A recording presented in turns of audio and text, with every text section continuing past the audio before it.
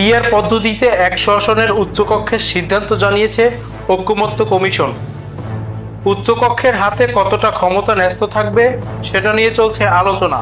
কমিশনের প্রস্তাব অনুযায়ী উচ্চকক্ষের নিজস্ব কোনো আইন প্রণয়নের ক্ষমতা থাকবে না, তবে অর্থ বিল ব্যতীত অন্য সব বিল নিম্নকক্ষ ও উচ্চকক্ষ উভয় কক্ষে উপস্থাপন করতে হবে।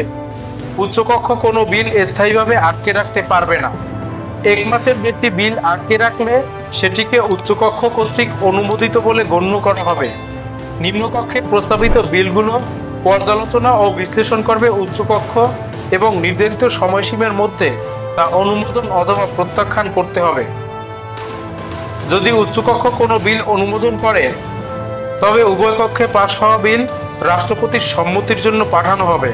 আর যদি উচ্চকক্ষ কোনো বিল প্রত্যাখ্যান করে তাহলে তা সংশোধনের সুপারিশ সহ নিম্নকক্ষে পুনর্বিবেচনার জন্য পাঠানো হবে। নিম্নকক্ষ সেই সংশোধনগুলো আংশিক বা পূর্ণভাবে গ্রহণ কিংবা প্রত্যাখ্যান করতে পারবে।